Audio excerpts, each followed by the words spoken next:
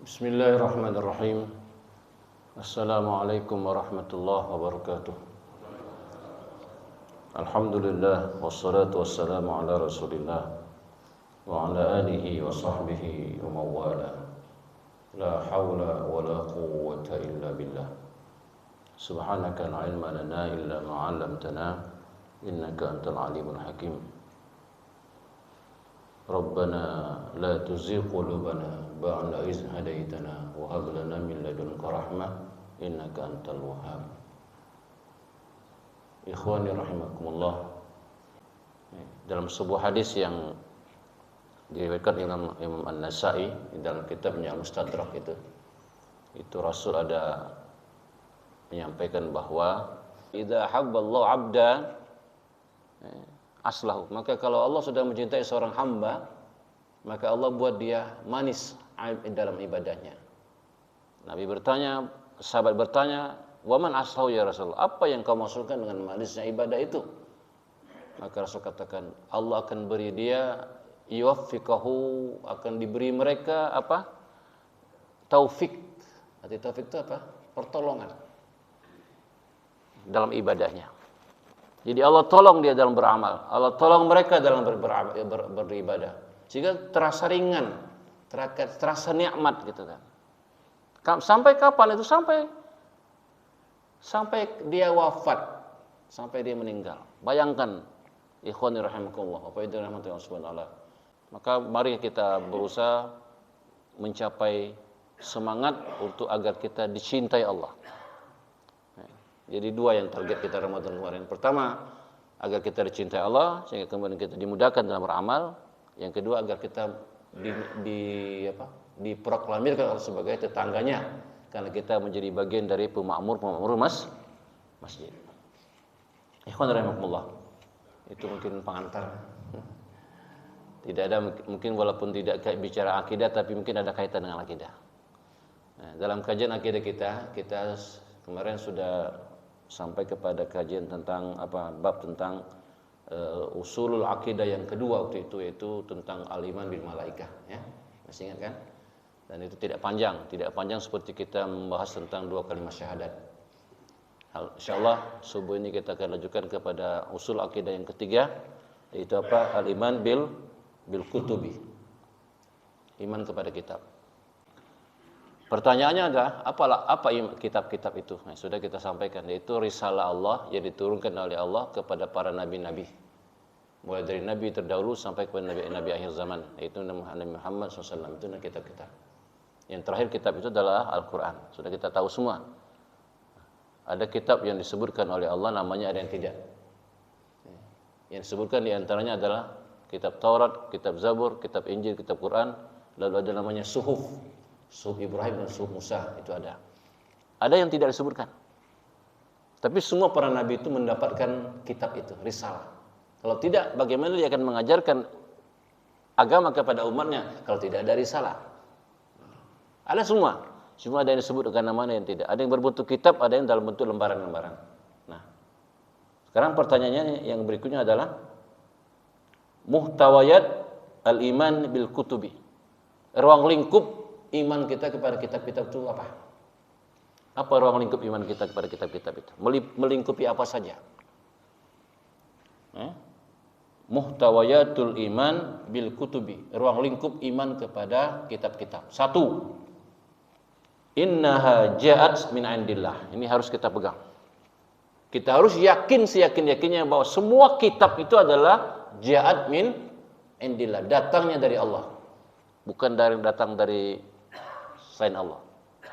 Nah, itu harus kita yakini. Kalau dalam proses berikutnya ada perubahan, ada penambahan, ada penyimpangan, itu baru adalah itu minas syaiton itu namanya. Tapi awalnya semua kitab-kitab itu adalah innaha ja'at min indillah. Semua kitab itu dari kitab Taurat, kitab Zabur, kitab Injil, kemudian Quran, kemudian suhuf Musa dan suhufnya Ibrahim, itu min indillah, datang dari Allah. Pada saat itu kitab menjadi ajaran yang disampaikan oleh para nabi kepada umat mereka. Tapi dalam perjalanan berikutnya, setelah kemudian rentang waktu berlama-lama, berabad-abad itu, maka kemudian ada beberapa, nanti kita cek itu namanya tahrif, penyimpangan. Nanti itu ada penyimpangan, ada penambahan, ada ditutup-tutupi. Pokoknya satu contoh, kalau kita belajar agama-agama itu, semua agama itu mengharamkan maling, mencuri, mengharamkan zina, mengharamkan makan babi. Itu ada semua itu. Tapi itu kemudian ditutupi oleh umat mereka, oleh tokoh-tokoh agama mereka. Lalu kemudian melarang zina. Zina itu antara perempuan dengan laki-laki yang belum nikah. Sekarang orang menghalalkan LGBT. Zina dari laki-laki dengan perempuan saja diharamkan, apalagi yang sesama jenis gitu. Tapi kok tiba-tiba dihalalkan? Dari mana ini sumbernya itu? Ini pasti dari tokoh-tokoh. Apakah tokoh agama, tokoh yang jelas itu dari tokoh gitu. Kubaro itu dalam bahasa agama itu nama kubaro. Nanti mereka kubaro ini akan dituntut oleh pengikutnya nanti di hari kiamat. Wa kubaro ana gitu kan. Ya Allah, kami sesat ini karena pembesar-pembesar ini. Maka pembesar itu mengatakan, jangan salahkan kami. Kamu saja yang bodoh karena kamu melok kami. Kami tidak ngajak kamu. Sama nanti dengan induknya itu. Siapa? Iblis. Iblis juga begitu. Ketika mereka dihujat oleh para pengikutnya, kami sesat karena setan itu ya Allah. Kata Iblis, jangan salahkan saya. Salah kamu. Allah memberikan petunjuk, aku memberikan petunjuk. Petunjuk Allah benar, petunjukku salah. Cuman kamu ngikuti aku, salah kamu. Kira-kira gitu kasarnya. Nah, jadi kubara itu sekarang memang jinak dia untuk mempengaruhi anak-anak buahnya. Tapi nanti mereka melepaskan diri dari tanggung jawab itu. Maka kalau mau pintar-pintarlah sekarang di dunia ini daripada nanti terlambat pintarnya. Mana yang harus kita pilih, mana yang tidak. Mana yang harus kita ambil, mana yang tidak. Sekali mereka adalah pembesar-pembesar.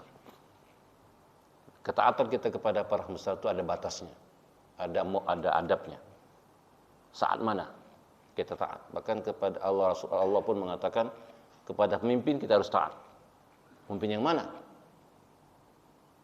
Yang mereka adalah taatullah wa atur rasul. Atau Rasul. Yang mereka taat kepada Allah, taat kepada Rasul. Itu yang harus kita taati. Tapi kalau mereka maksiatullah wa maksiatur Rasul, maka wajib kita untuk berbarok kepada mereka. Wajib kita berbarok untuk berlepas diri. Nah, ikhwan alhamdulillah. Baik. Jadi yang pertama, ruang lingkup iman kepada kitab-kitab itu adalah kita harus yakin dulu dan harus dipaksa keyakinan itu karena itu menyangkut iman bahwa semuanya adalah jad min indillah, datang dari Allah. Dan dia benar pada masanya. Berlaku pada masanya. Dalam proses rentang waktu yang perjalanan ketika Allah menutup para nabi dengan khatamul anbiya wal mursalin, yaitu nabi kita Muhammad SAW, maka batas kitab-kitab itu tidak lagi berlaku. Dia masuk ke dalam ajaran Islam disebut dengan Quran. Cuma nanti dalam kajian berikutnya itu ada namanya, ada yang dinasah, ada yang tidak. Apa yang dinasah? Itu yang dihapuskan, ada yang tidak. Jadi ada ajaran agama itu kitab dulu tuh yang oleh Allah dihapus di dalam Islam. Tapi ada yang dibiarkan, dipertahankan. Tetapi namanya bukan syariat kitab dulu, tapi tetap namanya syariat Islam. Contoh, saya ingin katakan. Ada syariat kitab dulu itu, nabi dulu itu yang masih ada sekarang. Apa itu? Bagi yang belum kawin, kawin itu. Sudah. Nah, yang bagi belum kawin, itu ada namanya mahar berutang. Mas kawin berutang. Ada itu, Pak. Dan berlaku sekarang. Kapan tuh mulai? Itu berzaman Nabi Musa itu. Ketika dia menikahi anak itu istri yang kedua, anak Nabi Syuaib, itu berutang mas kawinnya. Yang pertama kontan. Kan dua beradik itu. Dua beradik kandung. Masih hidup. Nah, lagi kita cerita. Yang pertama dinikahi oleh Nabi Musa, itu setelah beliau mengabdi kepada Nabi Syuaib 8 tahun memelihara kambing, memelihara binatang, itu ternak. Setelah habis, maka dinikahkan dengan mas kawin 8 tahun. Nah, setelah itu anak yang satunya nggak mau lagi, Pak, kawinkan aku lagi dengan Musa. Dipanggil Musa. Musa, galak ada kau kawin dengan saudaranya ini? Galak. Cuman aku tidak punya mas kawin. Nah, uji Musa macam ini. Kau kuburi ke mas kawin berutang. Galak tak? Bagaimana caranya? Tambahi pengabdianmu kepada saya 8 tahun lagi. Kalau kau mampu menyempurnakan jadi 10 tahun, itu lebih bagus kan gitu kan. Nah, kalau kau mau, maka itu menjadi maharmu, namanya mahar berutang. Haji Musa payo. Oke, maka nikahlah dia dengan mas kawin berutang. Itu syariat yang masih dipertahankan. Jadi kalau sekarang ada kesepakatan laki-laki perempuan cocok nak kawin, tapi kebetulan masih yang bujangnya belum punya mahar, berasan dengan mertuanya. Pak pacar ada kurutangin dulu gitu kan. Pacar ada kurutangin dulu. Kaki kalau sekian tahun, kalau itu baru aku bayar. Nah, kalau kata orang tuanya ridho, tak masalah. Tapi jarang sekarang yang galak macam itu tuh kan. Dan tidak ketemu. Tapi yang saya katakan syariatnya masih ada. Itu satu. Lalu ada syariat yang dinasah, itu yang dihapus. Apa itu? Menikahi perempuan dua beradik sekaligus masih hidup. Sekarang tak boleh. Sekarang tuh orang namanya boleh menikahi perempuan kalau ada sebabnya dengan sebab tolak cerai mati atau cerai hidup. Ini disebut dengan bahasa kita orang kampung tuh naik ranjang atau turun ranjang kan itu namanya itu kan. Itu diperbolehkan, tapi syaratnya harus ada yang pertama itu meninggal atau dia ditolak dengan sebab lain. Tapi kalau sekaligus dipakai tidak boleh. Nah, Nabi Musa dulu makanya sekaligus. Anak Nabi Musa itu masih hidup kedua-duanya. Cuman syariat itu tidak boleh lagi yang namanya syariat yang dinasahkan.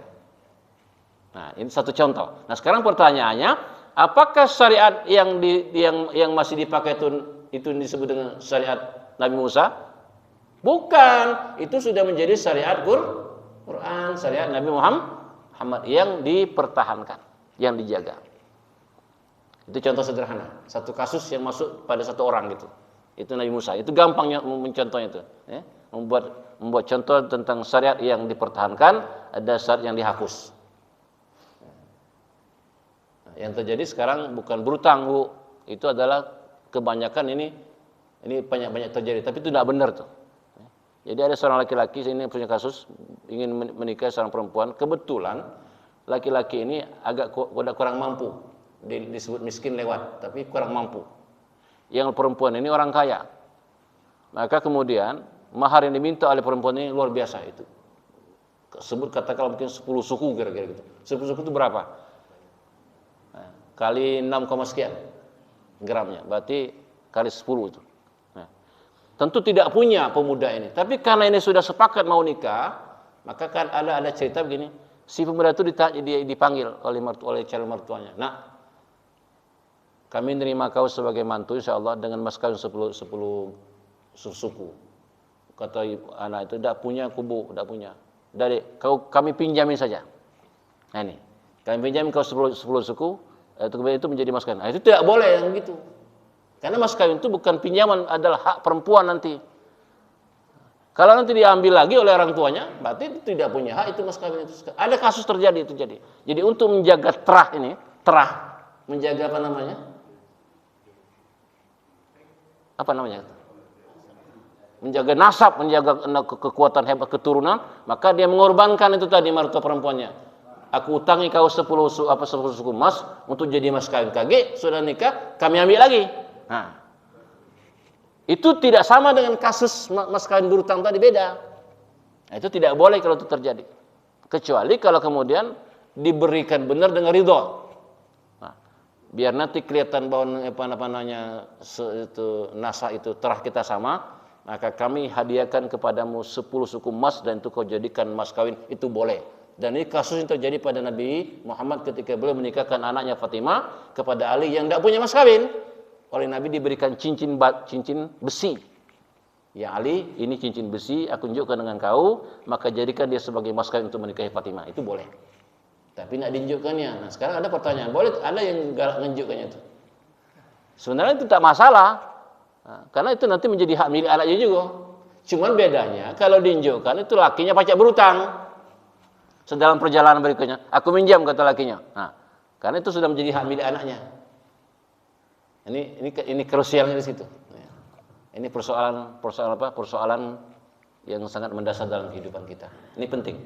Nah, itu yang pertama. Jadi innaha ja'at min indillah, semua kitab-kitab itu adalah dari Allah dan berlaku pada masanya. Tetapi setelah Quran datang sebagai kitab terakhir yang disampaikan oleh Allah kepada Nabi Muhammad, maka itu menjadi syariat Quran dan menjadi syariat Islam yang tidak ada lagi pengulangan. Itu yang pertama, muhtawiyat itu. Yang kedua, ruang lingkup iman kepada kitab apa? Al-iman bima warada ilaina min asma'iha. Al-imanu bima warada ilaina min asma'iha. Kita wajib beriman bahwa semua kitab-kitab itu ada namanya. Sudah ada namanya. Jadi kitab-kitab yang sudah ada nama itu harus kita imani. Taurat, Zabur, Injil, Quran, Suhuf Musa, Suhuf itu sudah disebut namanya. Itu harus kita imani itu. Itu bukan apa? Bukan produk manusia, bukan perbuatan Muhammad, bukan. Itu adalah Allah yang buat. Maka wajib kita imani. Termasuk juga kita wajib beriman, ada juga yang oleh Allah tidak diberi nama. Sama dengan kita mengimani nabi, ada nabi yang diberi nama dan tidak. Yang wajib kita imani ada 25, tapi nabi itu banyak, ada 100 lebih itu. Nah, itu juga wajib kita imani. Yang tidak ada namanya, terutama yang beriman kepada yang punya nama. Malaikat juga begitu, ada yang punya nama, ada yang tidak. Semuanya wajib kita imani. Kitab juga begitu, kitab-kitab ini. Ada yang disebutkan namanya, ditulis resmi, ada yang tidak. Tapi kita yakin bahwa semua para nabi itu punya risalah. Karena dengan risalah itulah mereka mengajarkan agama Allah kepada umatnya. Nah, itu yang kedua. Jadi al-iman bima warada ilaina min asma'iha, bahwa kita wajib beriman kepada kitab-kitab itu semuanya sudah diunjuk oleh Allah namanya. Sudah diberi namanya, kita wajib iman itu. Yang ketiga, at-tasdiq bima akhbara bihil kutub. Nah, ini yang ketiga. At-tasdiqu bima akhbara bihil kutub, kita wajib membenarkan apa-apa yang disampaikan, yang diberitakan oleh kitab-kitab itu. Jadi sepanjang yang Allah sampaikan dalam kitab-kitab itu, maka kita wajib mengimaninya, membenarkannya. Contoh, ketika Allah menjelaskan bahwa di dalam kitab-kitab terdahulu itu ada namanya larangan. Larangan mensyirikkan Allah, larangan berzina, larangan mencuri, larangan makan babi, itu ada larangannya. Nah, itu walaupun itu kita tidak tahu isinya, tidak pernah lihat kitabnya, tapi karena itu sudah diberitakan oleh Allah, maka wajib kita tasdik, membenarkannya. Seperti apa? Dalam Al-Quran dikatakan, kami sudah turunkan kepadamu Al-Quran yang benar dan membenarkan kitab-kitab terdahulu. Kan itu ada kalimat yang dikatakan itu. Artinya, kami turunkan kepada Muhammad Quran yang benar dan juga membenarkan kitab-kitab terdahulu. Jadi kita wajib membenarkannya karena Allah sudah memberitahu itu. Walaupun kita tidak tahu persis bagaimana bentuk kitabnya itu, apa isinya tidak tahu. Cuman ketika Allah mengabarkan ada berita, ada kabar di sana, maka wajib kita benarkan. Perhatikan ini, ada iman, ada pembenaran, kan? Ada iman, ada tasdik. Beda ini kan? Iman dengan tasdik itu beda. Kalau iman itu kita wajib beriman kepada Quran. Tapi tasdik itu Quran yang menyampaikan berita kitab-kitab terdahulu. Ada kan dalam Quran itu disampaikan berita kitab-kitab terdahulu. Nah, itu tugas kita apa? At-tasdiq, membenarkannya. Kenapa? Karena Quran membenarkannya.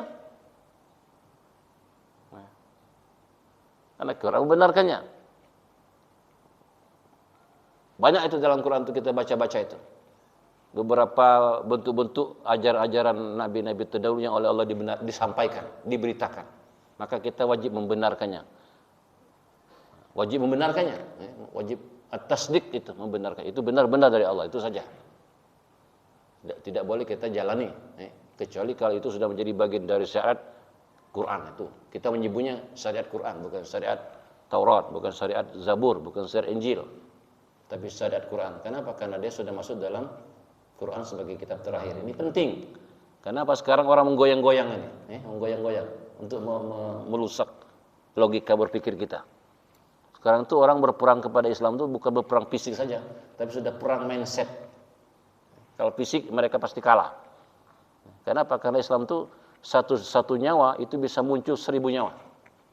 Dengan disebut dengan itu adagium syiar iskariman aumut syahidat.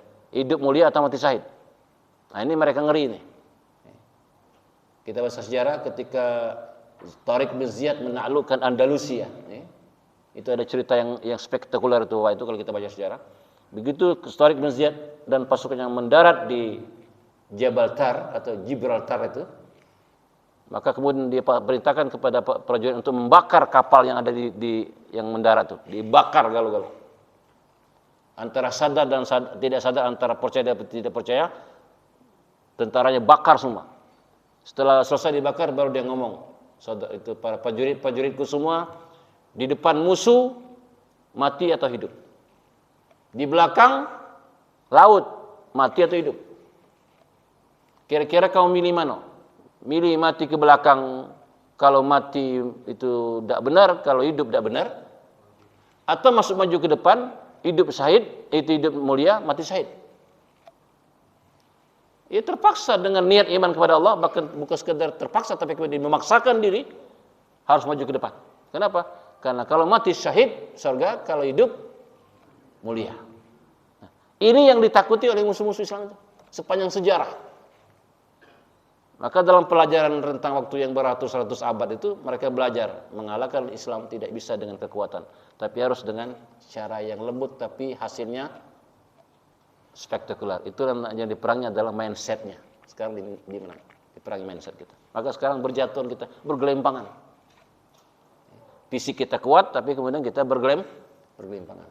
Ini yang serang mindsetnya, bukan lagi fisik.